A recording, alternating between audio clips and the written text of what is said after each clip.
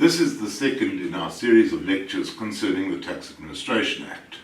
So far we've been looking at the appointment of SARS officials, we've been looking at your responsibility to put in a return, and when SARS can conduct audits and the like.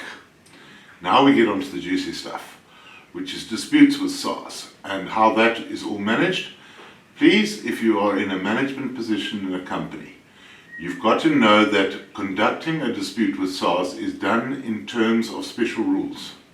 You've got to follow those rules or you're going to land yourself in a lot of trouble. So the whole process starts off with SARS actually issuing an assessment. What is an assessment? It's a way of establishing a debt owing to SARS. There are different types of assessments. Normally we are dealing with an original assessment. That's the first one if you want. SARS will make out an original assessment on receipt of your tax return based on what you have submitted to them. And this will incorporate the taxable income that you have declared and the calculation of the tax liability, all set out there for you to go and have a look at and pay the bill at the end of the day. If you receive an original assessment and you're happy with it, you pay the balance that's due or wait for the refund. Sometimes you can wait a long time, sometimes not, and that's the end of that year of assessment. But there are also other types of assessments. So we have the estimated assessment. Now you hope that you don't come on the receiving end of estimated assessments very often, because they are a major problem. This is for where taxpayers haven't kept their books and records properly, and they failed to pay their taxes properly. So what SARS does to get things going and to make a demand for payment is that they issue an estimate. And then it is up to the taxpayer to prove that the amount is less. Obviously SARS has got to be reasonable in this, but it is a way of getting taxpayers to react to SARS when they obviously haven't declared their income accurately. Next up is an additional assessment. Now an additional assessment will arise when a taxpayer has been inspected by SARS and they found that the original declaration contained in the original assessment is incorrect. Now they want more, so they will issue an additional assessment. Then, if SARS can also make a reduced assessment. Now be very careful when it comes to this, because reduced assessments can only be issued in special circumstances. What you've got is that SARS will issue a reduced assessment if there has been a dispute, which has been resolved either by SARS conceding to the dispute or by way of a court order. And those are normally the only ways that give rise to a reduced assessment. Yes, the Act does empower SARS to make a reduced assessment in an undisputed case, but you must never take that for granted. Always, when one has an assessment that you want to revise downwards, go through the objection and appeal procedure. We'll show you what that is in a few minutes. So SARS can reduce, but seldom does on its own account. Then we get Jeopardy assessments. This is for the really naughty. This is for those who haven't declared, haven't registered, and SARS is wanting to make a demand before the money just disappears and the business goes somewhere else and they can't get any money. They can produce a Jeopardy assessment, they can deliver it to the taxpayer and demand payment forthwith on the basis of pay now, argue later. Hopefully you'll never get one of those. We also have estimated assessments. SARS may make estimates if you fail to submit a return or your affairs are inaccurate. They base it on the information that SARS has to hand. There is a useful use for estimated assessments where a taxpayer's books and records have broken down and you're able to come to an agreement with SARS as to a provisional figure that can be assessed in order to get the matter out of the way without the expensive cost of rebuilding your entire books and record system. Notice of assessment. SARS issues a notice of assessment and it contains a whole lot of detail about who you are, how much is due, where it's got to be paid, etc. That normally follows with as a document annexed to your original assessment. It can also have details where there is an additional assessment of adjustments that have been made in making that assessment. SARS then has to record the assessments on their computers. That's done in terms of Section 97. There can also be rare cases of withdrawal of assessments where SARS has obviously got something wrong. Please never rely on that as a way to solving a dispute. That's for when there is obviously an error on SARS's behalf, they recognize it and they withdraw it. Now, we get to the period of limitation for issuance of assessments. This is where you've got an original assessment. And it begs the question, how far back can SARS go? And there's a general rule to this, that SARS can go back 3 years in the case of an original assessment, or 5 years in the case of self-assessment. Now, really what we're looking at today is that most returns are submitted through the e-filing system. And therefore the period of limitation period for issuing additional assessments is 5 years. Some taxpayers take quite an accurate look at this, and they love to take it up with SARS and they say, well, you can't issue a revised assessment because it's more than 5 years old. Please be very careful with that, because Section 99 carries on in subsection 2 and says, the period of limitation will not apply where there is fraud or misrepresentation or non-disclosure by the taxpayer. So where you are deceiving SARS, at the end of the day, the result is that your assessments never prescribe and SARS can go back as long as they like. So the limitation really only comes to your help if you have been open and honest in the first place with SARS. Finality of assessments in terms of Section 100, also a very important provision. An assessment becomes final if you've received it from SARS and you have not objected against the assessment within the prescribed period, or you have a disallowance of an objection and you have not appealed against the disallowance of the objection. Now, this is where a lot of disputes go horribly wrong with SARS. The taxpayer gets an assessment, does nothing about it, and 6 months later wakes up and says, oh, I'd like to do something about this, can we object? And the answer to that is you're in deep water because you've gone beyond the objection or appeal days that are noted in the Income Tax Act.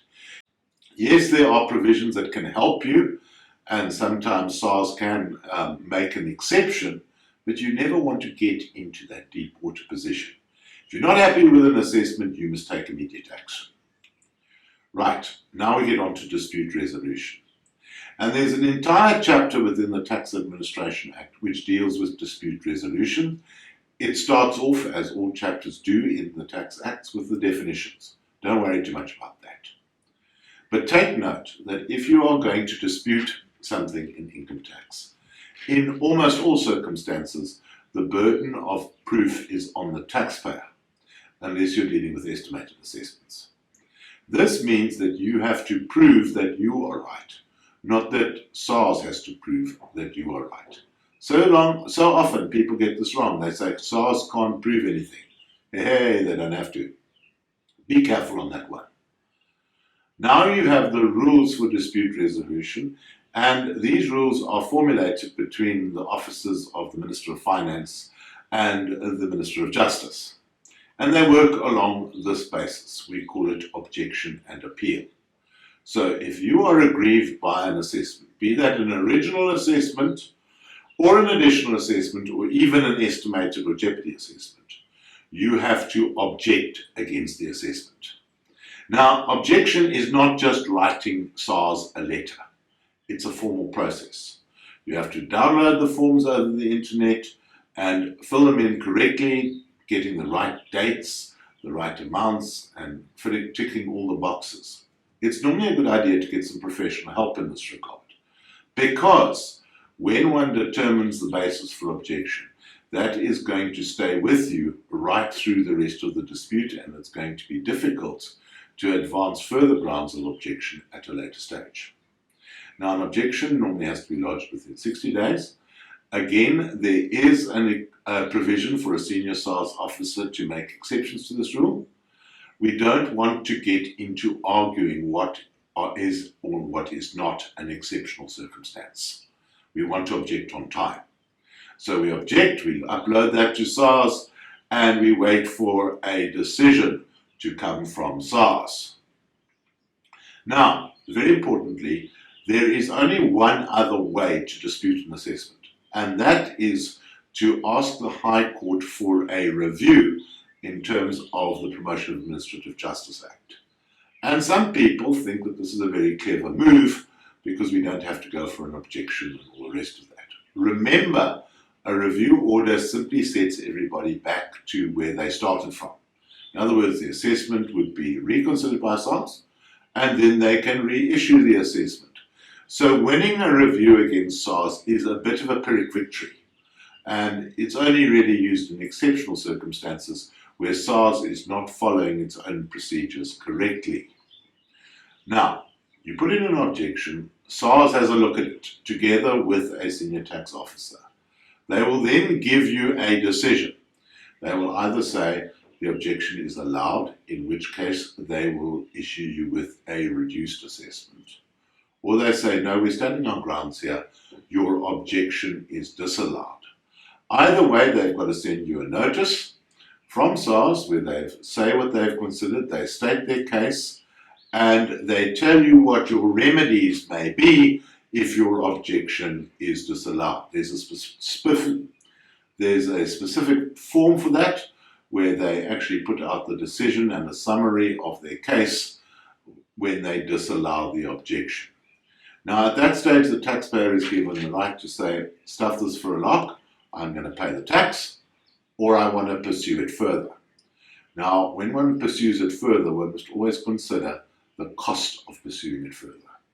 Professional counsel for a tax dispute runs very expensive, and we've got to say how much money is up there, what are my true prospects of winning this case. Because once an objection is allowed, you then have what's called an appeal.